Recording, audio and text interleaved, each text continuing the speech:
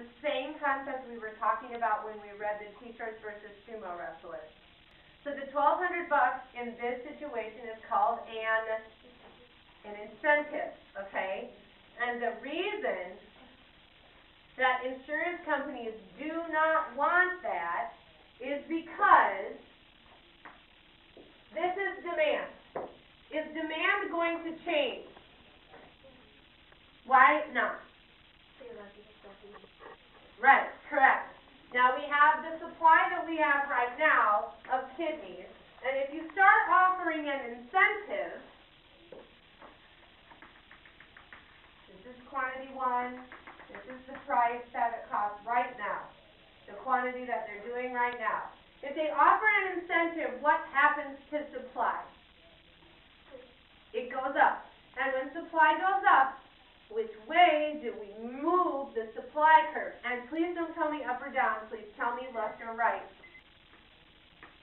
That's right, to the right, right, correct?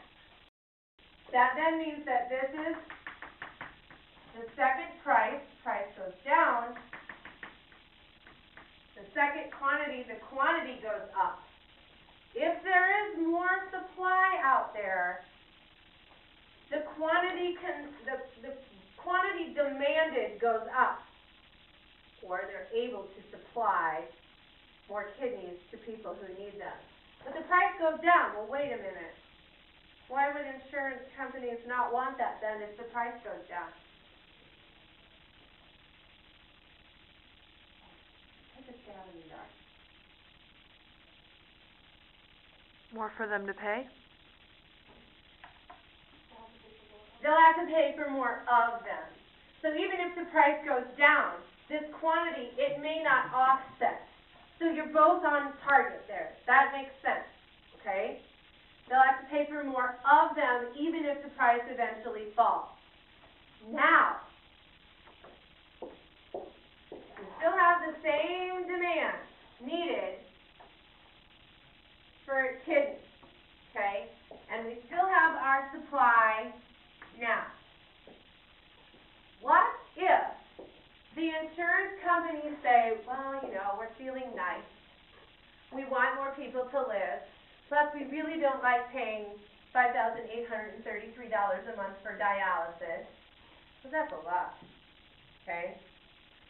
And we've done the math, and we're just going to change the rules a little bit about when you can get a kidney transplant, okay? Let's say they changed the rules. So now I'm looking at number 2. If payment for organs drives up the financial cost of transplants, is it possible that private insurance companies and even Medicare and Medicaid might tighten their standards for transplants so as to reduce the number of transplants each year? And if they do, who would gain and who would lose compared to the current option? So, let's say they change the rules and they say, well, you want to know what? There's all kinds of kidneys out there now, but even if we can find a kidney for you in a year, you have to be on dialysis for 24 months. And you can only have a kidney transplant every 15 years. Because usually the kidney's average life is 12 years. What if they do that? What are they trying to do to supply? Move it to the right or the left?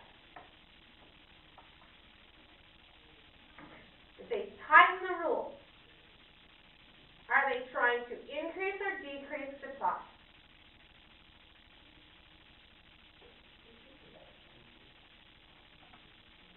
Page says no. If they tighten the rules, they don't want to go all willy-nilly clear out here.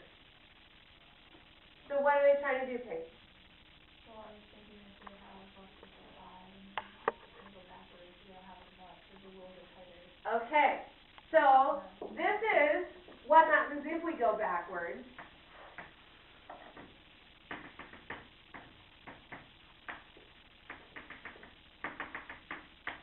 Here's our first price, here's our second price, here's our first quantity, here's our second quantity. We see that the price goes up here.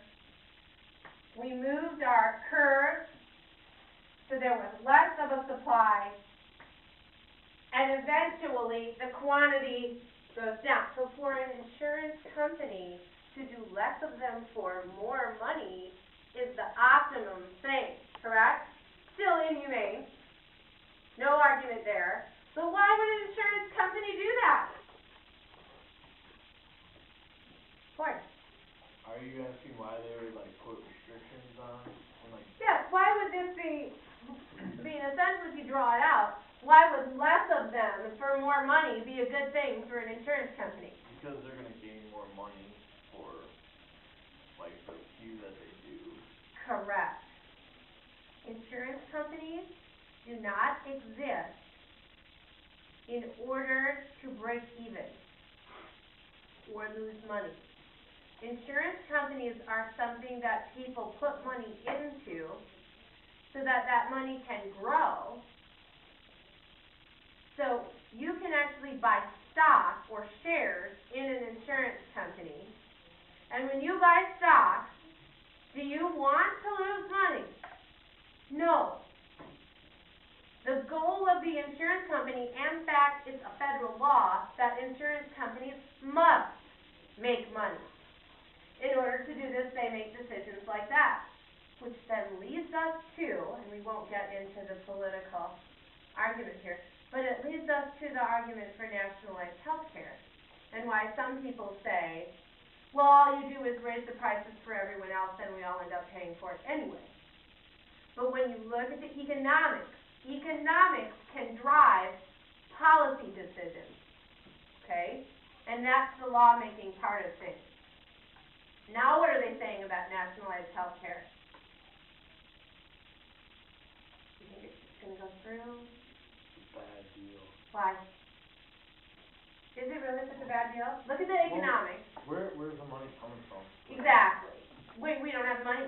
Yeah. I mean, you can econ it till you're blue in the face, but the money has to come from somewhere, okay? So, kidneys, believe it or not, are a perfect example of supply and demand, where they're trying to change the supply through the use of incentives or the use of restrictions. If you look at the last question, the United States is currently in an opt-in system for organ donation. How many of you, when you went to the driver's license station, remember being asked, do you want to be an organ donor?